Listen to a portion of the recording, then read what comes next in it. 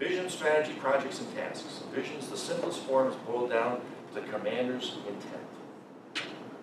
We're taking that hill and holding it. Let's define it down to that level and make it clear for the team. When it's clear, then the decisions that the individual team members make will be the right decisions because they're linked up to the vision.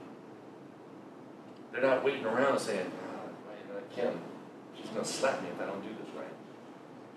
They're going to make a decision that's the right decision because you freed them to make that decision because it's clear what that vision is. You don't have to be their mom. You're a co-worker, right? In agile environments, that relationship is what drives the success of it. Everybody wants to be on a high-performing team. And if all you're doing is sitting around waiting for the next command, you can't be high-performing. The team is going to collaborate and find a way to get the thing delivered.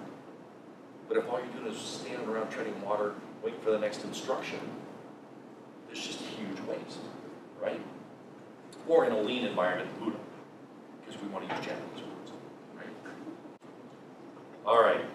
So, one language, one mind, one plan, one vision.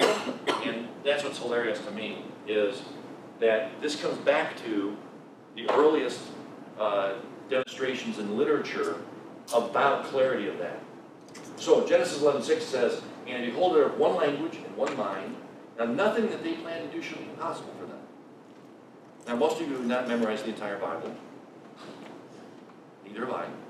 But that is the Tower of Babel, which is the positive application, the negative application of a positive principle. So the Tower of Babel didn't end well.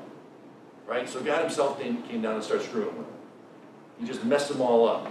But he was looking down and he said, this is a project that's going to succeed. Why? Because they had clarity of language, those definitions. They had one mind, clarity of agreement. Now nothing that they plan to do, the people plan, should be impossible for them. And that's what Nehemiah did. And that's why we deconstruct that to show these principles still work. If you apply them, you are going to succeed. It doesn't have to be a project. We've done it with 50 startups, as well as big companies, all the way down to medium-sized companies, and it works every single time. When we talk about vision, it's a culture of vision. So it's not just a vision statement. It's the purpose, the mission, the vision, the goals, the strategic initiatives, and as well as the goals and the objectives and the core values and attitudes of the organization is the whole culture of vision. And so that's important to the organization. We're not going to go deep into that here, but that whole cascading of that has to be, the Greek proverb says that a fish stinks from the head down, which means that if your leader sucks, it's probably going to suck all the way down, right? So what we say is that cascading vision has to be clear. You can only deal with the vision from your level down. That's what you control. If you're on a project level and you have no control over executives, get them to clarify the vision for this project so that you can operate with excellence and exponential results, right? But that cascading vision is what will cause an entire organization to become exponential in its results, all right?